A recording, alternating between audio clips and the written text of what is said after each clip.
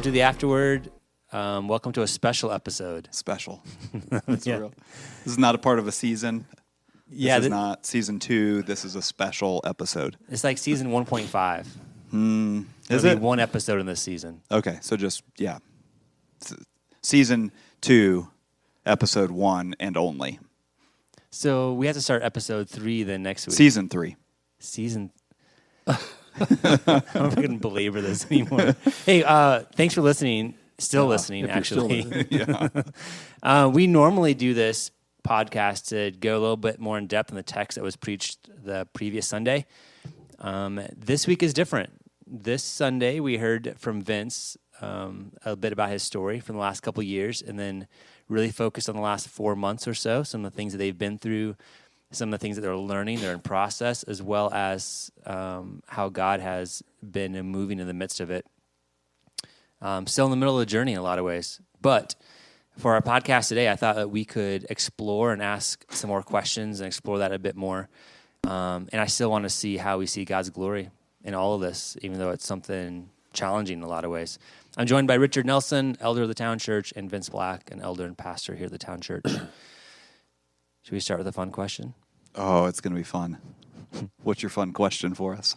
All right, here's my fun question. If you had a day to yourself, what would you do? What is your ideal day alone? That's a good question. I think we're looking at it. Sitting back here in this cold closet.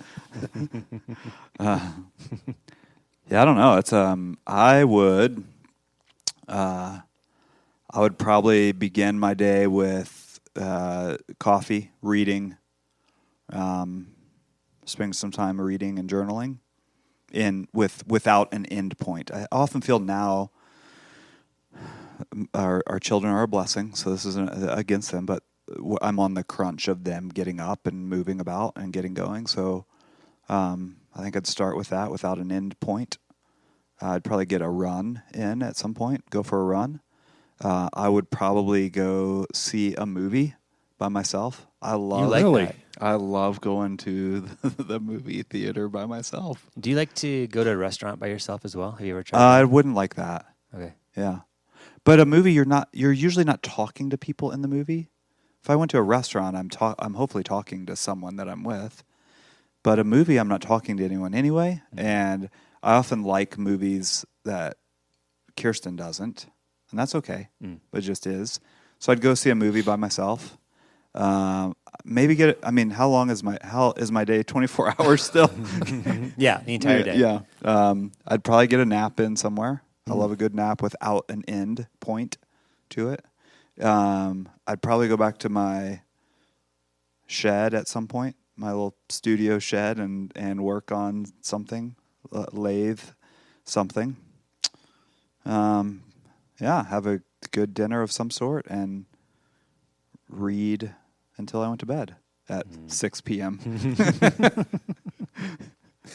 A leisurely day doing some things that you enjoy. Yeah. It sounds like you would then still kind of stick around the house and do some things that you normally already do at times. Yeah. I think right now, though, I love my family. If the question was, if you had a day open, what would you do? It would be I'd spend that time with my family in some different. way. Yeah. But if it was alone, there's not a whole lot I would do differently than some of the things I do.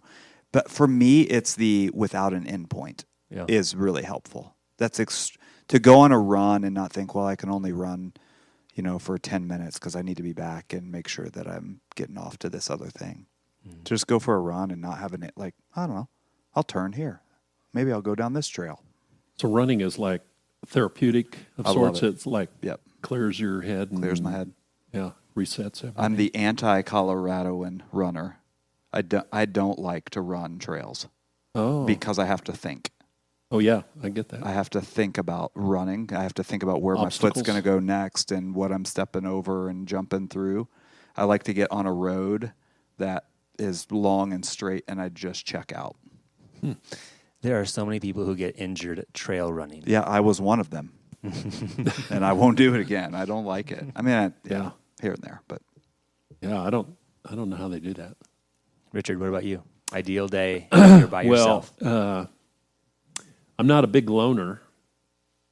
So we used to have a dog. He was really amazing pooch. And so if he was around, I would grab him and probably go for a ride somewhere, maybe go. It would be go outside, probably go on a walk or / hike. But I probably wouldn't go up, too far away because, I don't think it's wise going off by yourself in trails unless it was a real heavily traveled one. So I probably would do that. Probably start off with coffee and the Bible. And, a nap is always therapeutic for me. That's probably what I'd do. Do you nap about every day? If I can. Yeah. Yeah. That's nice. Yeah. I like that. Yeah. Do you not have a dog anymore? No, we had to put him down. Oh, when was this? Oh, it was probably be 2 years in May. Really? Yeah, it was heart-wrenching. Yeah. Yeah, Karen and I wept. Did you have two dogs? No. Oh, I thought you had two. No. Huh. Maybe I'm thinking of Drew. He has two. No, he Drew. I was actually thinking of Drew as your other one. Oh. Don't tell him I said that. He listens to these No, things. he's not listening. No way. Yeah. I think he's our You know that sponsor this construction- week. He's our sponsor. The construction crew puts this on loudspeakers as they work. Drew is our sponsor. Drew, what do you have for us today? Free cabinets last time. What about this time? Yeah. For me, if I have a day alone, slow morning, so sleep as long as I want, get up, and probably the biggest part of my day, assuming the weather is nice, is finding some place to go hammock for maybe the entire day. So I've gone to the ELC, where Drake turns into Ziegler, the Environmental Learning Center. I've done it back there. Horsetooth, not Horsetooth, Lori, places like that. Love it. I can just lay there for hours, nap perhaps, stare at the sky, read, maybe journal if I've got something I'm working on, like interior. How do you write when you're in a hammock? Yeah, it is a little challenging. Yeah, but I could easily do that every day, all day. Not every day, all day. I could easily do that all day. All day? Yeah. The parts don't fall asleep while you're laying there? No, it's so No comfortable. You can just change, position a little bit. Huh. All right. Yeah, that's what I would do. All right, shall we talk about something different? No, let's talk about how you would lay in a hammock for a longer period of time. Vince, thanks for sharing for yesterday. I know putting together wasn't easy because having to go through a lot of your story has been really painful. But man, I think it was good to hear and in a sense feel like the church is closer to the same page and where you've been, where you are currently, which is still in process, and where God may take us together. And so I thought maybe we could explore some more of that because I know you did. You shared pieces of it, right? But there's always so much more that's involved with all of it. And so I don't know where this conversation will go, but we'll just kind of start talking. Sure. And see. I think I would like to start with this question. As you have been through suffering and intense grief, I'm curious if there have been pieces that have been most surprising to you that you didn't expect or thought suffering or grief would go a certain way, but it didn't end up going that way. Yeah, anything been unexpected? I'm sure lots of it unexpected. Anything that's been really surprising? That's a good question. I think, several things. First of all of it, because I've never experienced anything like this. Grief here and there with kind of the normal kinds of grief, a grandfather who passed away and, things like that feel, at least for me, not for everybody, but for me, feel a little more normal. A dog that gets hit by a car. We had that happen once. Her name was Lucy. She was a French bulldog. She was, got hit by a truck. I think maybe did more damage to the truck than the Those French bulldogs are put together. Yeah. But that, at the time it was hard. Anyway, I think that, to stop there for a second. I've said this before. We've talked about this before as a church. Like, our sorrows and our suffering is relative. So we kind of laugh about the dog getting hit, but that at the moment, we didn't have kids, was devastating. So anyway, so it was all sort of jarring and shocking because I didn't know what to expect from any of it. Really, up until Ezra passed away on a Thursday, probably until Wednesday evening, like I said yesterday, when Justin and you and Josh came down, was the first moment it hit me that he may not make it. I mean, I was holding on. And again, whether it was through God's sustaining me or faith or my stupidity and my trying to block that out of my head of the reality, as a reality, I don't know, but it didn't hit me until Wednesday evening. So, 12 hours before, it just like, whoa, this is happening. So all of it, I think, has been new to me, a shock to me. I think, as I said yesterday, anger. And I don't think that you'd have to maybe ask Kirsten or my boys, but I don't think any of that came out toward other people. It wasn't like me yelling at someone or punching a wall or anything like that. But that threw me off. I mean, I just would get angry, and still even some now when I think about it, I get angry that Ezra's gone. And maybe that anger is masking some other, maybe it's masking sorrow or grief or whatever. But I think that was shocking to me, that I felt angry. What do you do with that anger then? Yeah, that's a good question. Again, usually it was just some guttural, like, and speaking it. Man, I remember saying that to my boys and to Kirsten often, especially in those first months or first weeks. Like, I'm just so angry. But that's as far as it would go. I'm not a violent, angry person, so that's as far as that would go. But that's how it would come out. And maybe it affected me more in different ways. Maybe I was sullen or short-tempered or whatever. I don't remember that drastically hitting or specifically.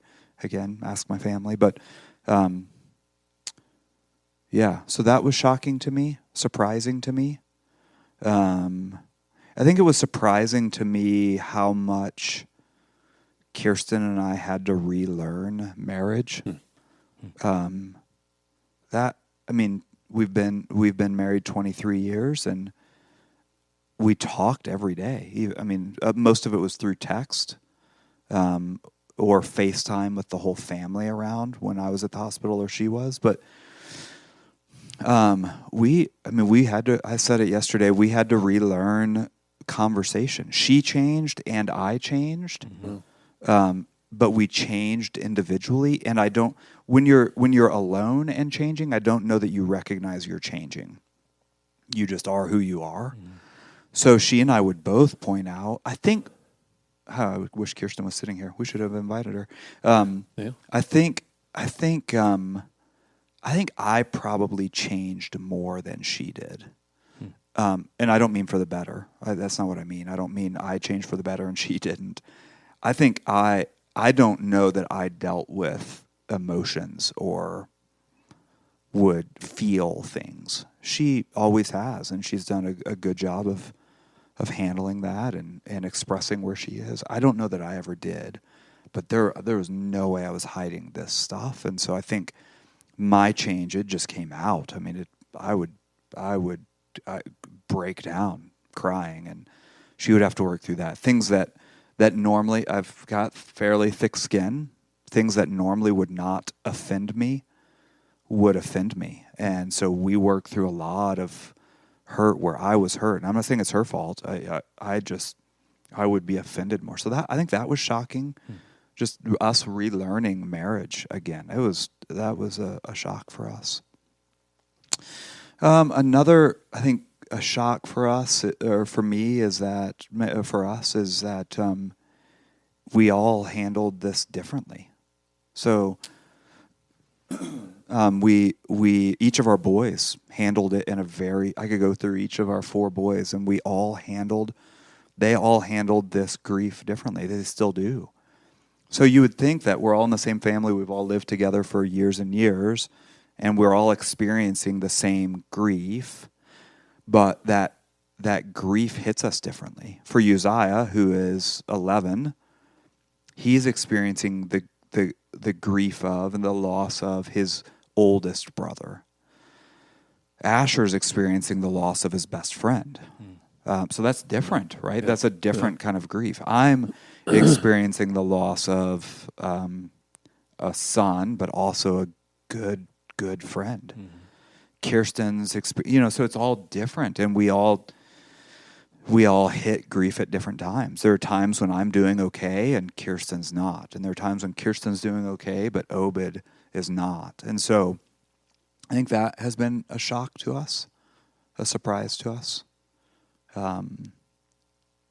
Yeah, I could talk for 2 hours about just different ways, because it was all a shock. It was all just different for us. Yeah, another piece that's a shock to me at times, or catches me off guard, and I mentioned this yesterday where my stomach just drops, is there are times when I forget about it altogether. And then it hits, and I'm like, whoa, man, that really hits hard. And it's a shock to me that I forget about it altogether. But I do. Those times are momentary, but they're there. So, first of all, thank you for sharing that on Sunday. That was very kind of you to do that. And, I know it wasn't easy. Might have been therapeutic in some ways too, but I appreciate it was very insightful into your life. And so, question, this is kind of a little bit of a theological question, but, as every day goes on, life gets better and sadness gets lesser and joy comes in more, kind of stuff. But, as you have had such a unique experience, a horrifying, unique experience. And in some ways, your family is a gifted, your family is a gift to the body of Christ to be able to help other families that go through similar, lesser, greater traumas and stuff like that. And because, if you called them up and you said, well, we lost our oldest son to leukemia, all of a sudden you have an instant bond with these people that, like Eric and I, wouldn't. Do you see yourself as a minister to the body of Christ because of all this going on in the future? I hope. I guess there's my answer. I hope that's the case. I don't know. I hope so. Yeah, I hope so. I feel right now, I was telling Eric some about this earlier today. I feel a little bit like I'm on the edge of thinking wrongly about God. And in some ways, like I said on Sunday, I'm in good company. I feel like Job would ride that line quite a bit. Other authors in the Bible as well. But what I don't want, this is what Eric and I talked about earlier today, we're all at different maturity levels. And something that I would say aloud, maybe someone at a greater maturity level would hear that and be able to process, oh, that's what Vince is thinking now, but certainly he understands that this is true about God. Whereas for someone else who may be at a different maturity level, a lesser maturity level, if you will, may hear something and say, well, that's a pastor who said that. I guess it's okay to believe this about God. And so I do have some hesitation about how I would lead in our church at this moment. I have some. I don't mean hesitation like doubts. I just mean, man, I'm processing things aloud, Job on the other side of Job being written, would Job say, man, I wish I wouldn't have said that, because that may be taken wrong. And so I do weigh my words carefully. What I said yesterday took me 3 weeks to write. Part of it was because I would write 2 sentences, cry so hard that I couldn't see my screen, and have to quit for a little bit. So, but I do want to lead well, and I think we do have a unique opportunity because we've gone through this. At the same time, I want to lead in a way that's helpful, and I don't know what's helpful right now. I don't know what's helpful to me, let alone what's helpful to others. What I do learn from Job, Richard, we were talking about this earlier, what I do learn from the book of Job is that his friends had it right in the beginning. I think they went off course later on, but in the beginning they just sat with him, and they didn't speak. Yeah, for a week. Yeah. And so I think we can learn a lot from that. When people are suffering, when they're walking through grief, I think we want to fill dead space with words of comfort or words of wisdom or words of...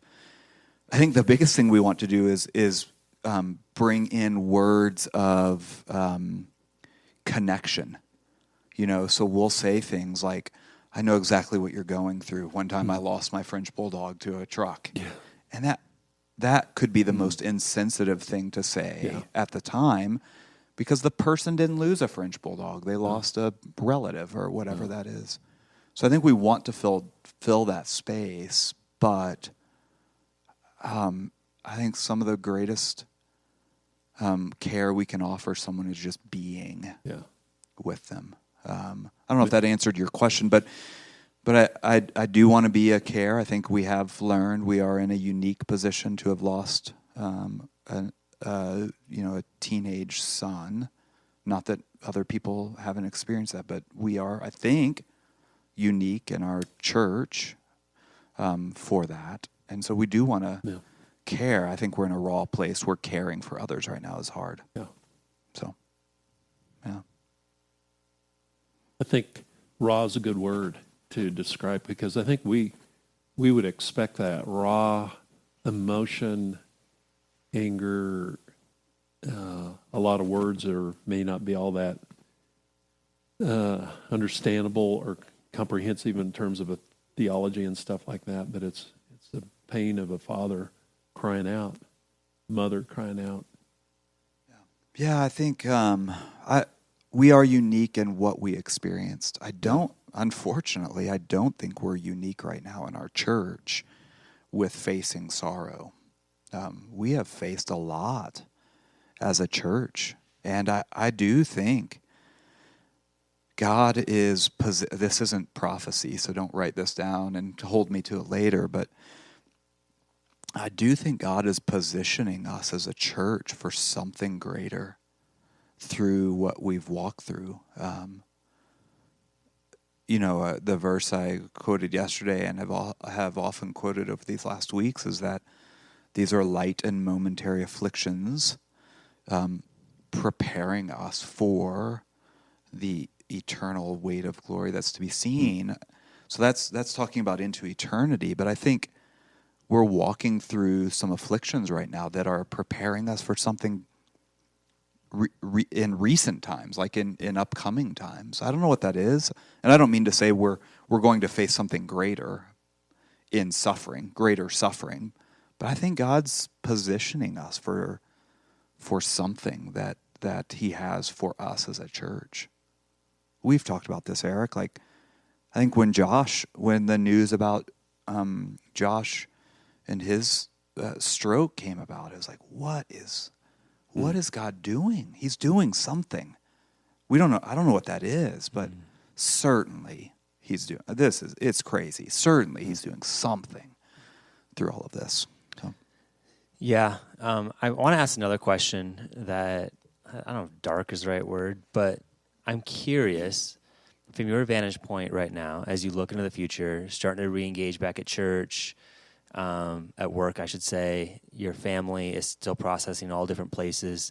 The future still holds a lot that's unknown. Are there a couple of core fears that come to mind that you wrestle with, or maybe the word concerns or something in that bucket that you're just not sure what's going to happen, but I don't know, a concern or a fear? Specifically about my role? It could be that. It could also just be that this process in general with the grief and looking at the future moving forward. Yeah, I think one of my greatest fears, because I know my tendencies, both my inclinations, but also my sinful tendencies, is to not deal with things. It's easier to just push it down and move forward, and it is. I mean, it's easier to not think about sad things and to move forward. And so I think while the elders have been and the church has been gracious to give me this space, sort of unlimited space, not sort of, absolutely unlimited space to work through things, and I'm the one who came up with the proposal of how I would come back. The elders affirmed that and agreed to that, to me easing back in over time through January and February. But my tendency is, well, I guess that phase is over. I'll just put my head down and keep going. And I think because grief is heavy and grief is here and it's present and my family's grieving, I do have a concern that I'll just, well, here I am. This is a step closer, and I'll just put my head down and keep working and just work now and get back into it. So I've had to intentionally think, even last week, there were moments where I was worn, I was tired, and I thought, oh man, and my boys are coming home from school in an hour, and they've got this or that thing going on, and I need to be ready to engage with them well. So I need to pull away from here and go home and be ready for that. So, but I had to almost speak that out loud to myself, to give myself the freedom to do that. So that's a fear, that I would put my head down, not deal with things. And then what inevitably happens is 5 years from now, or 10 years from now, I've not dealt with this, and I'm hurting in some other way, or dealing with it in a way that's ungodly, or whatever that is. And so that's a fear of mine, concern of mine. I want to walk through this well. I think it is a concern. However, I think God can use this. I do have a concern that I'm in such a raw place that my preaching may take a different form. I may say things that, 6 months from now, I think, I probably should have said that differently. But I do think God can use some of that. I think some of the vulnerability, transparency could be helpful. I want it to be, whether it will be or not, but it's a concern. It's there. It's in the back of my mind. I had that feeling yesterday as I was talking. I was battling back and forth of, is this helpful? Did I say too much? Should I have said more? So I want to serve well. I have a fear that this raw place may not serve us well, but I don't know. I think God can use it, but I don't know. Yeah, it seems to be a big theme as we look at the future. Is a lot of I don't know. Yeah. Right. We don't know what your capacity is going to be like. We don't know what preaching is going to be like. You are different. How can you not be different? The church is different. Elders are different. We're all different. And that's probably the biggest thing as I think about the future. I just have no idea. I like to plan, but I have no idea what the next couple of weeks are going to hold. But we trust him, though. I mean, that's the way forward, because there's just no other option. Yeah. Yeah, I think this goes back to your first question, Eric, about things that have shocked me or surprised me, and also fears. I think combine those two. One thing that Kirsten and I have become aware of is that other people in our church are grieving that we did not anticipate grieving in the ways that they do. And often that hasn't come to us directly. We'll hear about it secondhand.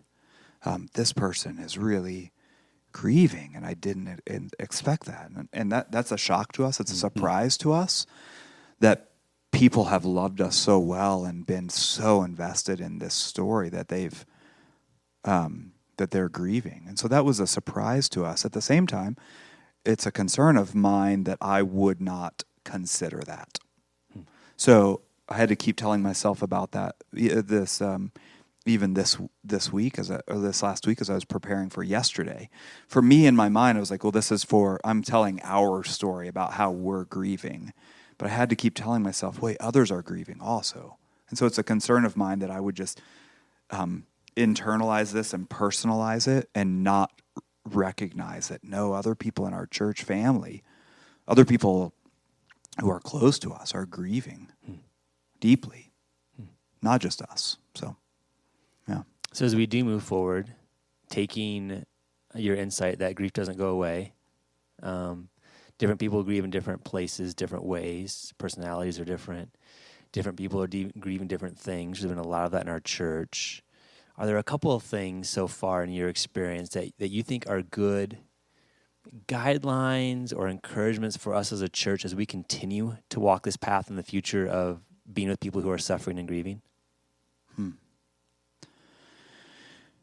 Yeah, that's a really great question. I said this yesterday. I'll say it again. I want to encourage our church. Well, there is not a thing that we would have asked for differently. And I don't think that's just because we didn't know what to ask. I really do. I asked Kirsten about it because we feel things differently. We experience things differently. We experience care differently. And so I asked her this last week, did you feel that way? And she did. She said, yeah, I can't think of anything. So to answer your question, do what you keep doing what you all did. No, but I mean, the things that were most meaningful to us, I know this is going to sound strange. The things that it was really meaningful to us that people did give us space. But space in the right ways, not like space like, oh, no one even talked to us, but Sunday mornings when we were here, it was hard. When over the last months, it has been hard. But people didn't crowd in, didn't overwhelm us. That was helpful, I think. We had people serve us in really practical, tangible ways, and I think Justin gave some instruction to that end in the very beginning, almost 2 years ago, when Ezra was first diagnosed. The instruction to the church that we didn't know what we needed, so to ask us the question, what can we do to serve you, is not helpful because we don't know. So I think the ways that people served us best were to just jump in and do it. We had people bring us, never asked. There were times when people brought us 25 breakfast burritos, and said, here, freeze them, do whatever, here they are. We didn't ask for that, but man, it was super meaningful. We had, people who did yard work for us. And I know some of that was lined up, but and they went above and beyond. I've never edged my sidewalks, never. And we had. I looked at it one day. I was like, someone cut all the overgrown grass that hangs over our driveway and sidewalk. That looks really nice. I would have never done that. Never asked for it, but it was a way that someone showed care to us. So I think that is a piece of instruction. If you have a gift, if you have an ability, if you have something that will actually be a help, and it seems permissible, jump in and serve in that way without asking the question, what do you need? That's so overwhelming to consider. Presence with a CE at the end. The presence of the people at Ezra's memorial. I mean, it was overwhelming to me when I asked the question at the memorial, who's here from the town church? And to see, I don't know how many people, what looked like from the front, hundreds of people raise their hands. that was overwhelming to us. I think in part because we had told so many people in the hospital, doctors and nurses, the chaplain would come in and I would say, I felt bad, but I was like, we don't really need you because we have people, we have spiritual direction, and that spiritual direction is coming from our church family. And so for the nurses and doctors who were present at Ezra's memorial to see these are the people, and so I think the presence of the people, and not people crowding in to ask us questions and to be near it, but just the presence of the people was really meaningful. And I don't know that we've felt this necessarily, although this is not a complaint. I don't know that we've felt it because I haven't really thought about it. But like I said yesterday, grief continues. And I think some acknowledgement or recognition of that from people in ongoing ways could be helpful. I was taught this a long time ago by somebody. It wasn't me. May have been you, Eric. If it was, just say it was. Probably not. Probably was. It was really... No, somebody a long time ago said, anytime there's some sort of grief or death or something, put it in your calendar on that day. So-and-so lost, a grandmother on this day. Put it on your calendar. And every year, when that pops up on your calendar, to just shoot a text to them or a card to them, remembering you today. So somebody told me that years and years ago, and so I've tried to make a practice of that because those people are still grieving, and those moments, those key moments, are even more grievous. Birthdays and holidays or whatever. To remember that, I think, could be really helpful. Yeah. I'm going to turn a little bit of a corner. I'm curious if there's things that are exciting, might be the wrong word, but you're looking forward to, or hopeful things in the future that as you think about, re-engaging back to work to greater and greater capacities, as your family continuing down this path, what are those hopeful things that you're looking forward to? Yeah, we are looking forward to being a part of the church. Just kind of to bring the timeline. COVID was whenever that started, 2020. And things were weird in the church. There were hard things that were going on relationally in the church. There were hard conversations that we continually had to have as elders. They were good. They were right. They were appropriate for us to have, but they were hard during COVID. And we moved buildings. We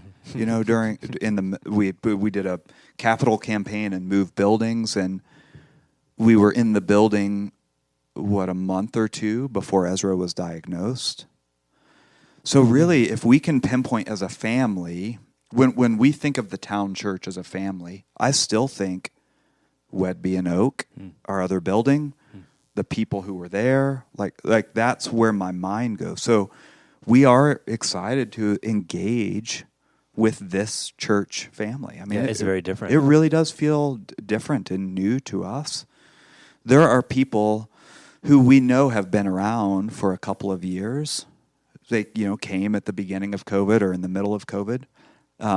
Those people still feel new to us. Mm-hmm. Like when I think, we should invite them to a dessert, a welcome dessert. I'm like, oh, wait, they've been here for 2 years. They're not new, but for us, they are. So we're excited about engaging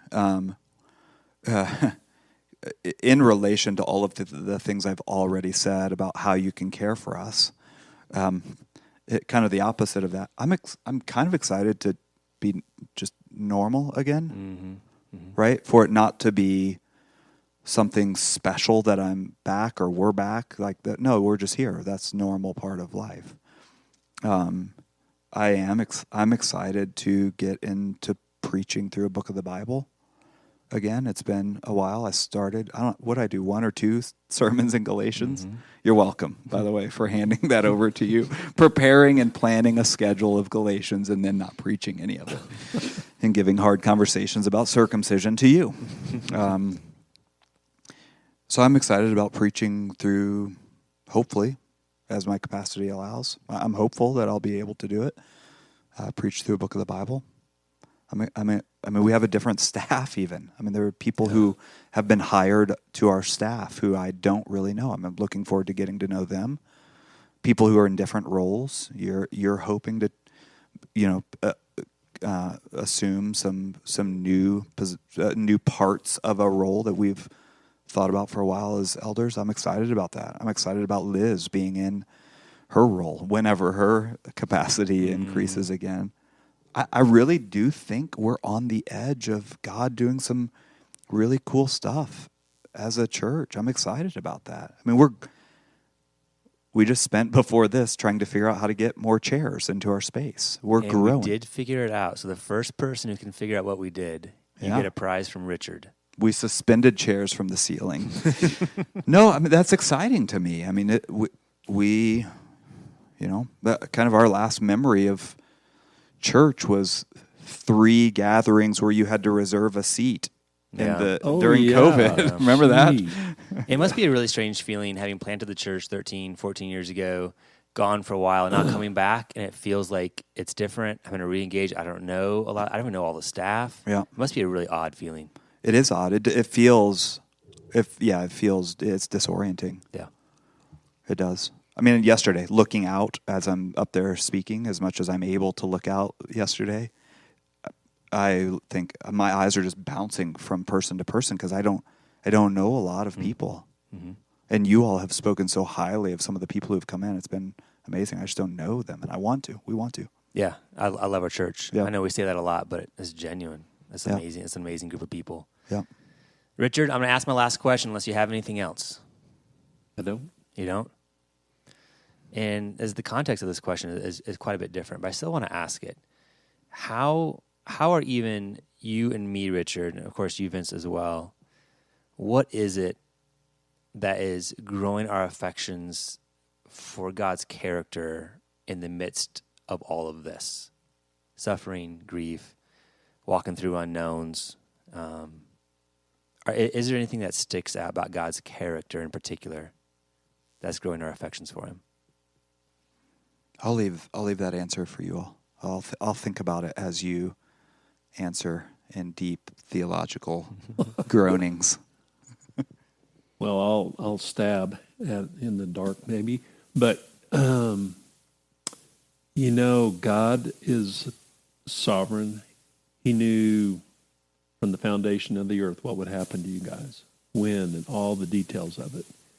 And Him knowing all that, and Him choosing us before the foundation of the world, and just knowing this plan in the cosmos is all going according to schedule, going according to plan, that what happened to you guys, hard and difficult and hurtful as it was still a part of His plan. And there's somehow I can handle that. I'm not in the pain that you're in, but I just know somehow it's going to work out.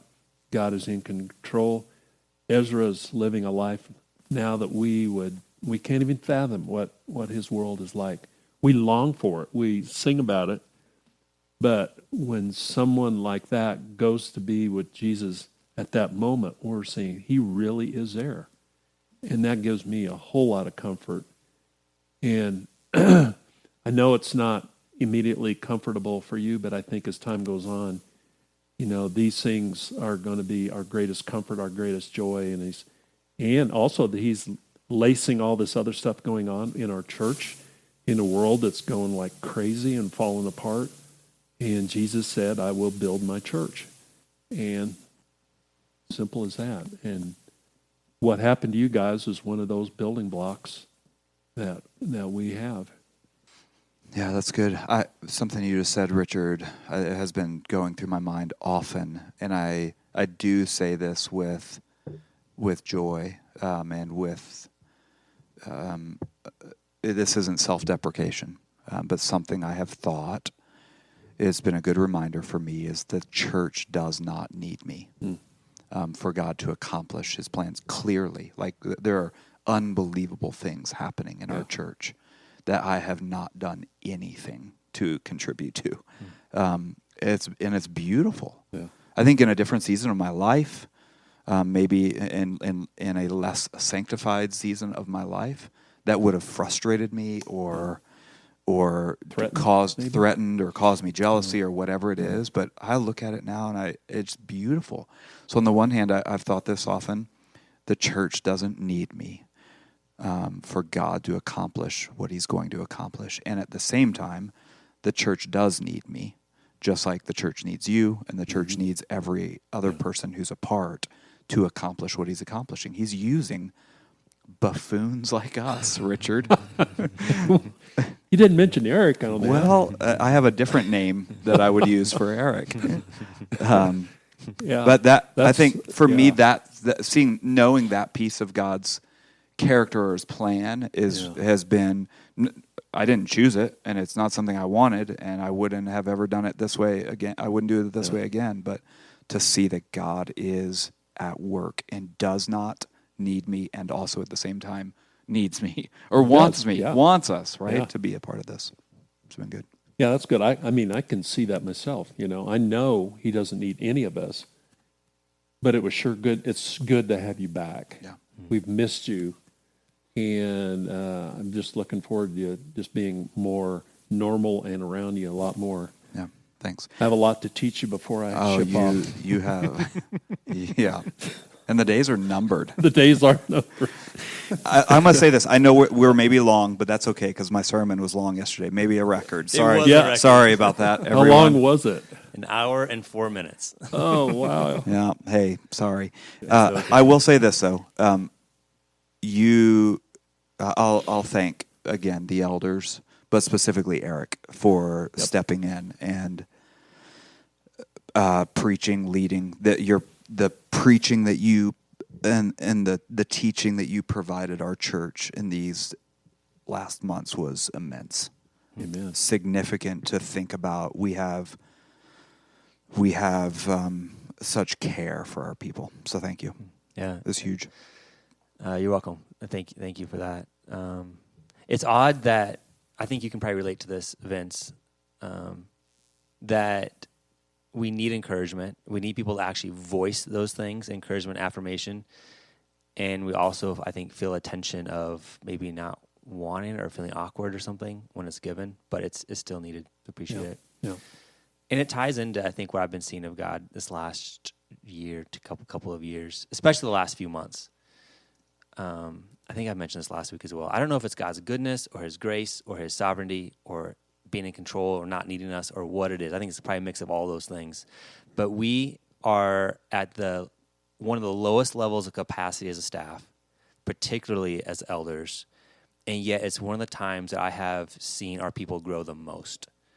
Those two things, it doesn't make sense to me other than, what is that passage that Paul says, like when he's at his... Oh, I should know this. 2 Corinthians 12, in my weakness. Yes. Yeah. When I'm weak, then Christ is strong. I think I'm seeing that in this sort of way. We cannot point to anything we've done or ourselves at all, and yet we're seeing more of God in what he's doing amongst. I don't even know all he's doing, but I know enough to know he's actively moving in ways I've never seen as part of a church I've been a part of. And I almost wonder if that weakness has to be involuntary, right? It has to. The weaknesses that we experience have to be placed upon us so that we can see the power of God at work. There are times when we think, you know what, I recognize that I'm weak, and I recognize that this, and there's this humility that, and it's maybe right humility, but can come across as false humility too. I wonder if it's these places where God forces upon us our view of our own weaknesses, where he says, okay, now are you ready? Because I'll show you. Yeah, it sure seems like some good things, or I should say this, it sure seems like there's been some things that have been broken in good ways because exactly of that in the last several months. Yeah. So that definitely grows my affection for God and who he is. Yeah, it's good. Yeah. All right, so this was our special episode. Special episode next week. Ezra. Yeah, season 2 officially starts next week. Ezra Nehemiah, introduction this Sunday. Yeah. So we love you, church. Thank you for listening. We need some I know. I don't know how to sign off. Like adios. Or, yeah, maybe not adios though. Okay. How about goodbye? Oh yeah, I like that.